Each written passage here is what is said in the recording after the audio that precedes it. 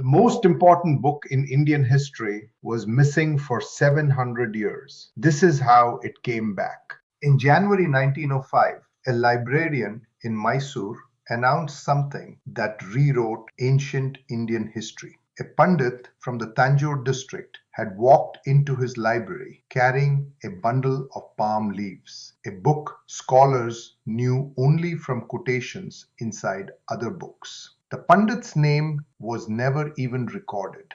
The book was the Arthashastra, the manual of statecraft attributed to Kautilya, the man popular legend calls Chanakya, the minister who tradition says put the Mauryan Empire on the throne. Everyone knew the legend. Plays were written about him, proverbs carried his name. But the book itself, for centuries, poets quoted it, a satirist parodied it, commentators glossed fragments of it. Then, about 800 years ago, even that stopped. 7 centuries of silence. No evidence that anyone read the complete text. The legend stayed famous. The book dropped out of sight. And when it came back, it landed like a bomb. 19th century Europe had settled on a comfortable picture of ancient India, a civilization of priests and philosophers, meditating on the next world, indifferent to politics, money, and power. Max Miller wrote that the Hindu enters this world as a stranger.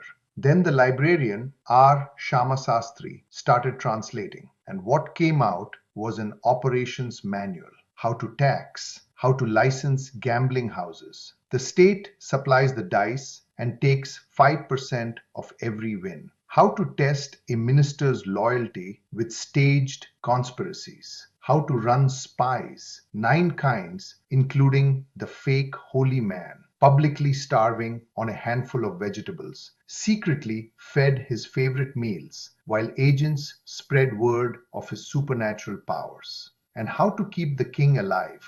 Before the king eats, a portion of his food goes into the fire and another to the birds. If the burning food turns the flame blue and crackling, poison. If the birds die, poison. There's even a catalogue of queens who murdered kings. The poisoned rice, a poisoned anklet, a mirror smeared with poison. When Max Weber lectured on politics in 1919, he reached for this book. A really radical Machiavellianism, he said. And in contrast with this document, Machiavelli's prince is harmless. But the same book also says this about the ruler. In the happiness of his subjects lies his happiness. Whatever pleases his subjects, he shall consider as good. The ruthlessness and the welfare are in the same book. That is what makes it a working document of government, not a legend. One more twist, because on this channel we follow the evidence. Tradition says Kautilya wrote it around 300 BCE, but the text never names Chanakya. It never names Chandragupta. And in 1971, a statistical study of its writing style found that the books don't match. Different hands, different centuries, likely compiled hundreds of years after the empire it's famous for. The book that came back is stranger than the legend it replaced. The full translation, the one Shamasastri completed in 1915, is public domain. It's on swaveda.com. All 15 books free beside the rest of the library. Start with the spy chapters. They read better than fiction. If you want history like this, straight from the sources, subscribe. And the full translation is waiting for you free at swaveda.com.